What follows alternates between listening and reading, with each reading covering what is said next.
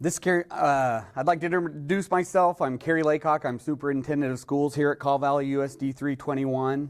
I'm going to talk about our reopening plan and all of our mitigation strategies and all of those things that we have in place. After this town hall, this will be available on the YouTube channel for St. Mary's High School Multimedia, and there will be an information sheet that will be sent out by each building, so you will be able to get it there. The district will be starting in white COVID status. This will be reviewed at every school board meeting moving forward, and if the community infections and stuff arise, we may call a special meeting if it's needed to change the status. Each of us have personal and social responsibilities that go along with this. We have to make choices that are right for us, but we also have to make choices that will help the people around us be safe and feel comfortable. We are going to layer our mitigation strategies to reduce the spread of COVID-19. The more layers we can put in place, the better we can slow the spread. We are recommending that our entire community consult with their healthcare professionals and get vaccinated if it is right for them. Vaccination does make you exempt from quarantine, and in addition to keeping you more healthy, you will also still have to isolate if you have symptoms of COVID-19. We are highly recommending masks for those who have not been vaccinated when inside of the school buildings or when 6 feet of social distance cannot be in place. If you would like to have help ensuring that your student wears their mask at school, you need to contact your child's teacher or the building office. We will maintain 6 foot of social distance indoors when possible, but some important learning activities and spaces will not allow this at all times. Masks will be required in all district vehicles. We will have all the desks and chairs 3 foot apart. Both of our counties, Shawnee and Potawatomi, have exempted 3 foot of social distance from quarantine in schools if both students are wearing masks. At lunch, students will be separated by 6 foot of social distance as they cannot eat with masks on. This may occur in the lunchroom or it may be in a classroom. We are going to limit exposure of our students by dividing into small subgroups within the building when possible. So our pre-K and kindergarten kids will be separated from our 1st and 2nd grade kids, which will be separated from our 3rd and 4th grade kids, 5th and 6th grade kids, junior high, and then the high school population. We will continue to set our ventilation to exchange fresh air hourly, and we will continue to use the higher grade filtration. We will continue to stress personal hygiene. Hand washing and sanitizing, coughing and sneezing into a tissue or the inside of your elbow, not touching your eyes, nose, or mouth, and we ask that students and staff with symptoms stay home and get tested. We ask parents, students, and staff to screen at home daily. Shawnee County Health Department guidance says staff and students should perform a daily self-screening before arriving at school. If the student is unable to complete the self-screening due to age, the parents or caregivers may complete the screening on their behalf. At-home screening reinforces the importance of protecting others, students, staff, and the community as a whole. Performing those daily screenings before the student arrives at school also reduces the likelihood that students will need to isolate at school and be sent home due to COVID-19 symptoms. In the information that we will be sending out, we do have a self-screening form from Children's Mercy, and you can use that at your convenience. We will follow county health protocol to determine close contacts and follow their guidance on quarantine and isolation. Currently, the isolation period for COVID-19 is a minimum of 10 days, and students and staff may return to school after their isolation period if they have not had a fever for over 72 hours and they have improving symptoms. The first day of isolation is considered day 0. This is the day symptoms start or onset, or the absence of symptoms the day of the positive test was collected. Isolation at home is completed on days 1 through 10, and the earliest day to return to school would be day 11. That is also in your the information you will be receiving. Isolation is someone who has or is suspected of having COVID-19. Quarantine is a little different. The definition of quarantine means keeping separate individuals exposed to an infectious disease. It is done to determine whether they develop disease and to prevent spread to others. The Shawnee County Health Officer has issued home quarantine orders for residents of Shawnee County, as have Pottawatomie County. Those people who have been in close indoor contact with a laboratory confirmed case of COVID-19 or have recently traveled to a location in the high COVID-19 transmission. Those things could continue to change as the counties determine their own recommendations. Quarantine can be exempted with proof of completed vaccination. If you come down with symptoms, you would still have to be tested.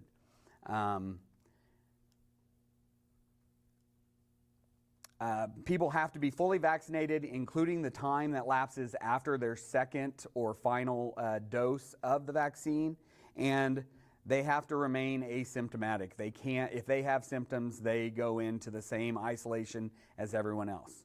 The second exemption from quarantine is proof of natural immunity. So if you have had a positive test in the last 6 months, you would also be exempt from quarantine. If the individual, just like with vaccination, if you start to have symptoms, you would move into the isolation protocol, and you'd need to get tested to return. Contact that occurs outdoors, currently in Shawnee County, is exempt.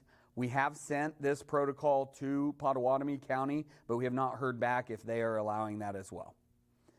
Socially, there are also some school-specific scenarios in which Shawnee County has exempted close contacts. So here are a couple of examples, and these will be listed in the information you receive. Elementary and middle school students in the classroom or during recess where both individuals wore their masks correctly for the entire duration of the close contact. Also in elementary and middle schools, staff in close contact with a student in the classroom or during recess in gym where both individuals wore their masks correctly for the entire duration of the close contact. High school students in a classroom or during gym, weightlifting, or other activities where both individuals were spaced 3 feet apart and wore their masks correctly for the entire duration of the close contact. And then high school staff in close contact with a student in a classroom or during gym, weightlifting, and other activities where both individuals were spaced 3 feet apart and wore their masks correctly for the entire duration of the close contact. So masking is an important way to avoid quarantine. Basically, if you are not masked, you have to maintain 6 foot of distance from anyone, otherwise you would be a close contact with them. There are some things we are putting in place, and we'll talk about them. Currently, the Shawnee County Health Order is that there are two options to get out of quarantine. There's the 10-day option where you spend, like we said, all 10 days, and on day 11, if you still don't have symptoms, you would be able to return. There is also a 7-day option. Individuals who choose the 7-day option must receive a PCR test on or after the 6th day. When that test is returned and is negative and no symptoms are present, they would be released from quarantine. Only PCR tests are accepted in that. Antigen or antibody tests will not be sufficient for that purpose. We also have written a grant, and we are hoping to have it approved on Friday by Kansas Department of Health and Environment, which will allow our nursing staff to test our students at school. There's two types of testing that we will do. We would do basically a test to stay, which would be if someone has been exposed but is negative, we could keep them in a modified quarantine, and they would still be allowed to be involved in school and extracurricular activities that are school sponsored.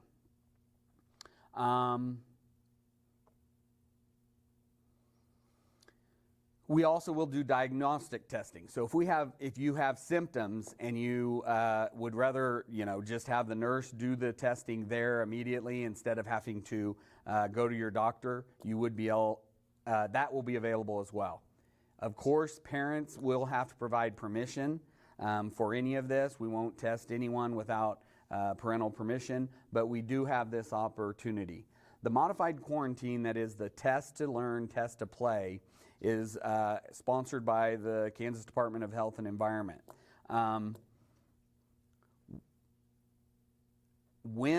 It actually is a modified quarantine. So if the student is not engaged in school or school-related activities, the student must quarantine at home.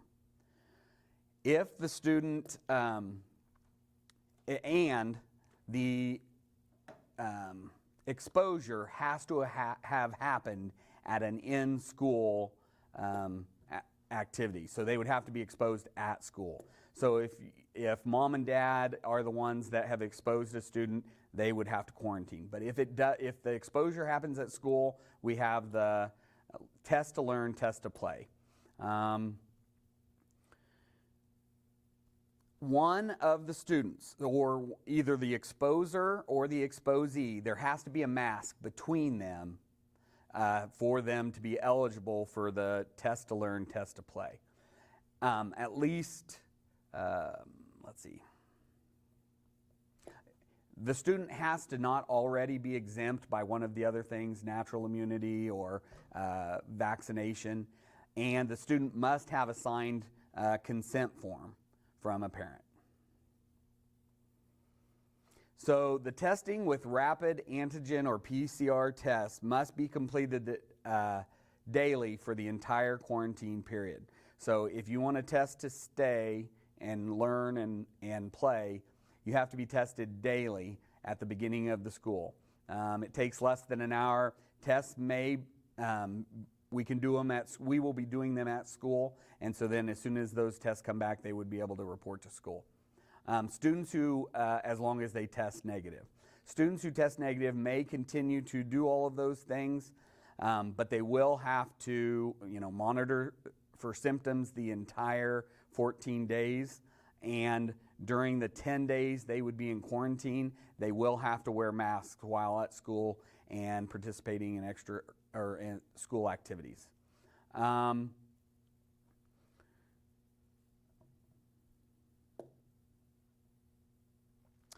During the test to learn, test to play quarantine, the student, if only antigen tests are used, the student may be released on day 11. If we can use the PCR test on day 6, the student would be released on day 8 like we would have before.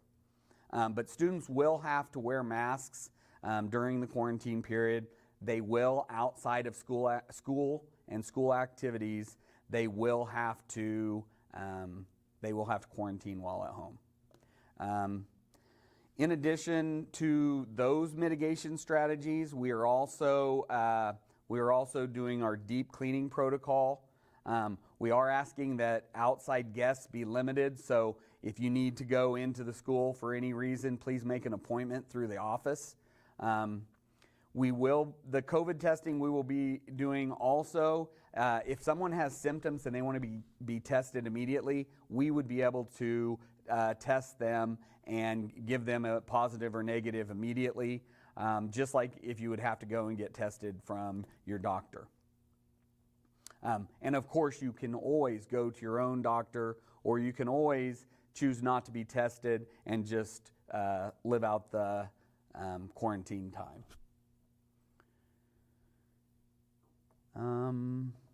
There's also some information about positive and negative tests and whether they are PCR or antigen tests. That information is available here. There's also some additional links to the CDC, Kansas COVID Work Group, Center for Disease Control, the American Academy for Pediatrics, Children's Mercy Hospital, and some other things as well. We're going to answer questions here that are in the chat. If you have any additional questions after this, or as things come up, or as you discover them, the help desk is always available for you to submit a question to the district electronically, and we'll make sure it gets to the correct place.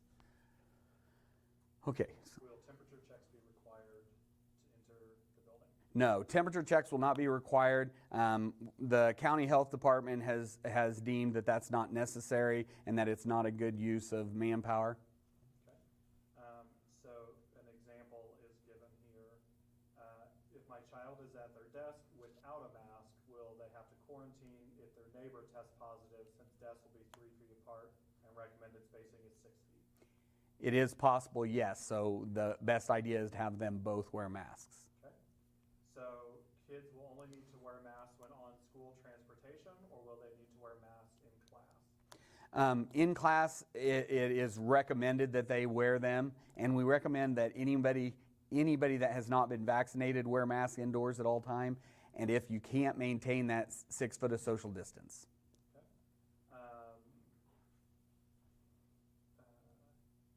So if I want my child to be masked but no one else, what will happen? As someone who was remote all last year, I saw many things that were not followed, so I worry for my immune-compromised kids. Well, we do have, we want everybody to be safe, and we will try and maintain 6 foot of social distance. There are enough learning activities that won't be able to be done in our facilities. We do have our enrollment numbers are still growing, and it will be we're going to have a very high enrollment, and so we want to make sure that we want to encourage everyone to wear a mask, and ideally that will be the situation. But everybody's got to do what's right for them, and we trust parents to make those best decisions. Yeah, so Jennifer, thank you. Hopefully you can hear me now. I just put on a microphone. I didn't think about that. Will outside guests be required to wear a mask while in the buildings? Outside guests will not, unless it's in a place where, it will be recommended that anybody that comes into the building wear a mask. But if there's a place, guests, we will probably try and make sure that they maintain 6 foot of social distance from anyone while they're in there. And if that can't be done, we'll probably ask them to wear a mask. And then going back to if a child does decide to wear a mask all throughout the day, will the staff be supportive of that? Will other children that choose to bully about that, how will that be handled? We want to make sure that we respect everybody's decision on no matter what they do. And we as a staff here at Kaw Valley USD 321, we're not going to allow anyone to bully anyone on any subject. We're not going to talk politics. We're not going to talk about who's right and who's wrong. What we're going to do is we're going to support the kids where they are and what their decisions are. And then we're also going to make sure that no matter what happens, we help them work through this very difficult protocol and give them all the options they have at any point in time. Is masking optional or mandatory for staff? It's the same for staff as it is for students. Just like our vaccination, we want everybody to get vaccinated if it's right for them, and we want them to wear a mask if they feel it is necessary. It is not required. It is highly recommended. Is the PCR test the swab that's far up the nose, or is there another test done now? Okay, so we have. That's a very good question. The type of tests that we are having we will have 2 types of tests available at our school. The Abbott Binex Now antigen test, along with the rapid COVID-19 PCR test, and their platforms. It is my understanding that they are both nasal swabs, but they are not the deep nasal swabs. I had a friend who got one at the very beginning of this, and they said, I think my brain was stabbed. That's not the type of swab they're doing. In fact, the video that KSD or KDHE sent out showed probably about a 9-year-old girl swabbing her own nose with a Q-tip. This isn't a question, but if you're not looking at the chat, I just put the form link to the help desk in the chat so that you can submit any questions you may have after this.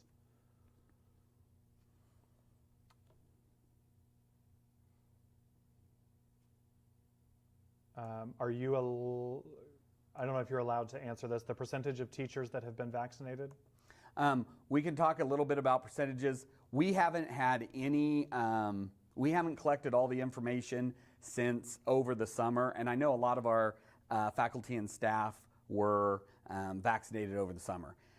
We were about 51% at the end of the school year last year, and I know that we have had more since then. We've had turnover in staff. We will be getting that information as soon as possible, and we feel pretty good that our numbers are going to be high. So if a child is sent home for quarantine, will they have remote learning options? Okay, so we have to be real specific on this because there are a couple of things that are affected. If your student has to be quarantined, we are going to count them absent, and they're going to receive all of their homework and all of that. We will do everything we can to communicate them and keep them involved in learning as much as possible. But if we call it a remote learning opportunity, that student, after 40 hours, that student would be considered a virtual student and would not be eligible for a lot of the funding and things that, and we don't have the resources available to do that. So we're not going to call it a remote option. And if you can't send your kid to school, or if you're making that decision, there are options out there for online schools, and the buildings would be able to get you more information on that. And then someone wanted to know why the board meeting was not done in this format where parents could ask questions and things. This spring, when we ended our COVID protocol, we went back to in-person, and so that meeting, we did move it to St. Mary's High School so that it would be more people would be able to be there, and that's, but that's something you can always express at a board meeting if you'd like to have them go back to that. I think that it did work well. It's a lot of resources, and we have to ask a lot of people to help be involved in that. And those are resources that could be used elsewhere if we weren't doing it. Yep. So can you repeat the scenario where test to learn, test to play is an option? I will also say that everything that Mr. Laycock is talking about, all these details are going to be sent out by each building's office after this town hall. And so there's a lot of very wordy, detailed things that will be emailed out, so you can read them in print also. But if you want to. Okay, so the test to learn and test to play modified in-school quarantine applies only when the in-school learning is where the exposure occurred. So again, that's the first thing. The second thing, the students have to meet all of the following criteria. At least one of the students involved, and it could be a staff member as well. I mean, a staff member and a student, the staff member could enter this protocol as well. But one of them, there has to be a mask between the exposer and the exposee. I don't know if those are real words, but the person who is exposing and the person who is exposed. That mask has to be in place, at least one. If they're both wearing masks, again, it's the same thing, and then they would have to be within 3 feet. The student does not have already met criteria for a quarantine exemption, meaning the student isn't already vaccinated or have natural immunity, or that this didn't take place outside. and all of the parent would have to, before the student could be tested, the parent would have to do the opt-in consent form. So we have to make sure we have one of those. We are looking at making that electronic, so if you don't sign it ahead of time, but your student finds themselves in need of this protocol, we would be able to send that form to you and you could sign it electronically. Then every day during their 10 days of quarantine, they would come in and be tested. If they test negative and continue to test negative, they would be able to return to school and do their regular activities. They would have to wear a mask that entire time, but they would be able to continue to participate and go on. If they are positive, they would just enter the isolation part of their protocol, and that would be day 0 of the isolation protocol. And if symptoms occur, they will have to be tested, but we will be able to do that, and we're hoping that, and we're doing that as a convenience. Again, no one is required to enter this, but we do want to make sure that we're giving you every possibility. So we went ahead and wrote that grant, and we're hoping to have it by Friday. When you say that a student will be considered absent on quarantine, does that count against eligibility in sports as well as education? If they're out on quarantine, they're not eligible to be participating in extracurricular activities on the days they're absent, but it wouldn't count for, it's not truancy or any of those things. They would be excused absences because they're doing what they're supposed to, and we would work with them in any way possible to make sure that they stayed up. We just can't call it a remote learning option because they would be exempt from, we wouldn't be able to be funded for them. In the grade schools, some students are not currently eligible for vaccines. Is there any plan to review the possibility of different buildings requiring different rules based on their age or not? We will definitely always look at what's best for an individual building. And our county guidelines may change, and one county may allow something. I know last year during the fall, Shawnee County limited the number of people at an outdoor activity. So like football games, we had to limit the crowd. And in Pottawatomie County did not. So we didn't have any limits on the Pottawatomie County side. So there's always a chance that we might do something like that. And especially if the spread, if we have an outbreak in a specific building, but it's pretty much contained to that building, we may look at doing something different in that building, but not necessarily across the board. Because of COVID, are students going to be able to have lockers this year? Students will be able to have lockers. I know at the junior senior highs, they are doing, with their new scheduling, they are doing there is some passing period, so it'll be at different times. So not everybody will be at the lockers at the exact same time. In addition, the close contact rules are a 10-minute. You're inside that time for 10 minutes. So our passing periods aren't that long. So if your child wants to use their locker, they can do it, wear their masks, and ask their friends to do the same.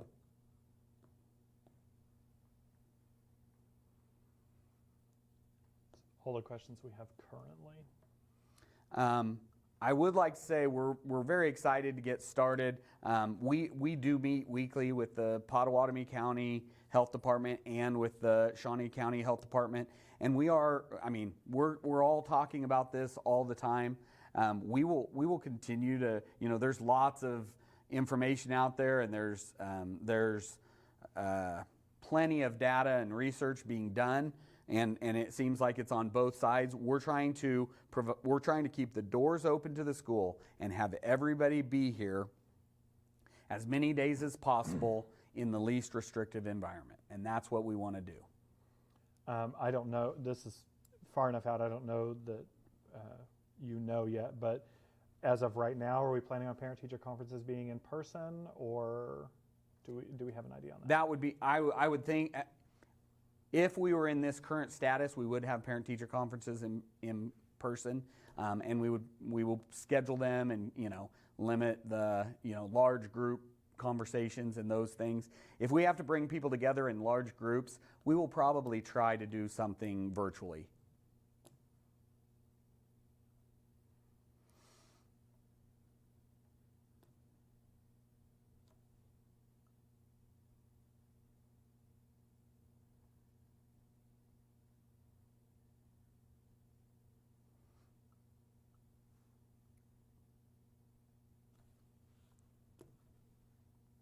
This information sheet, the town hall information sheet, will be sent out.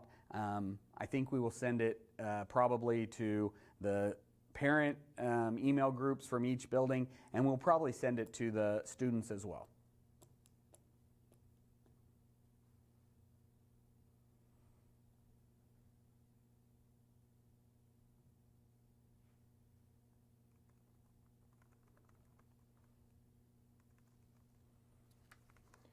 What about clubs after school?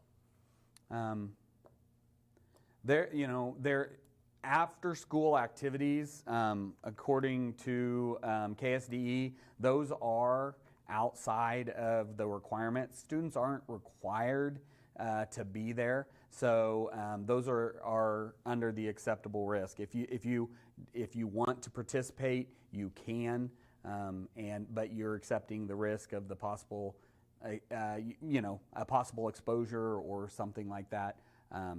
So that's it. We will try to continue to have those as long as everyone is healthy and no changes to our current protocol.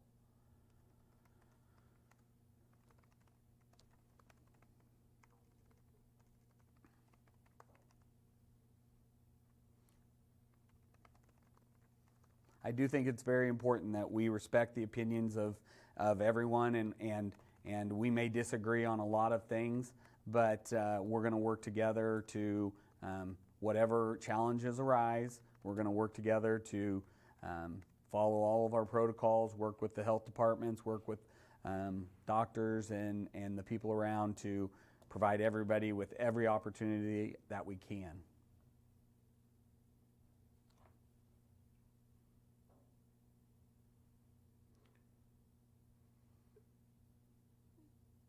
Masks are required on buses. Masks are required on buses, and that's there was a determination made that the National Transportation Board has currently is requiring masks on all public transportation, and it has been determined that school buses and school vehicles are considered public transportation, and therefore masks are required. With the exception of if the bus driver is the only person on the bus after their route is done, they would be exempt. Or if an individual teacher was driving a school vehicle, they would not have to wear a mask if they were there by themselves. But if multiple people are in the vehicle, it will be.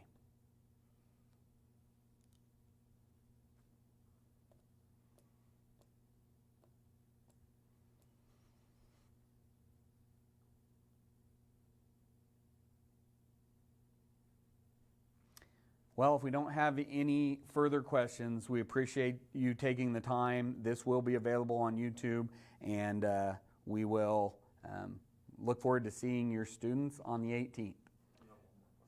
We got one more question. Are field trips and trips for clubs going to be available? They will be available, yes, but masks will be required on those bus trips. And this, you had already answered this, but will students be held accountable if they're not wearing masks? And since they're not required, will students be held accountable if they are not wearing masks on buses? I don't know the answer. On buses, I mean, we will have some masks available, especially, you have your first grader leaving your house and getting on the bus, and it's possible they could lose their mask on the way. We would make sure we had a mask available. In terms of, maybe they're talking also about if you as a parent want your child to wear a mask, you can contact that school's teacher or your child's teacher or the office, and they'll do their best to make sure that they're reminding the child that it's important for them to wear it. It's important for everybody to wear it. They're recommended, highly recommended. Now that seems to be it. So just a reminder, if you have questions, you can submit a question to that Google Form help desk link, or ask your building offices, and we'll send this information sheet out at the conclusion of this meeting.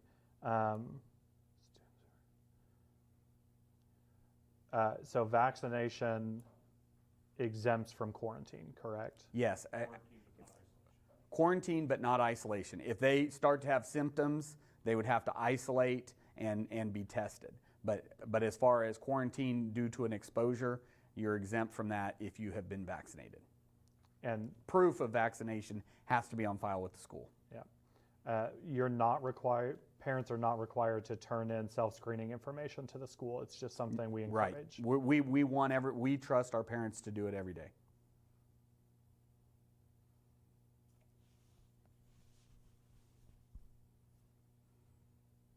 Okay. Okay. That's it. Thank you. We look forward to seeing the kids on the 18th.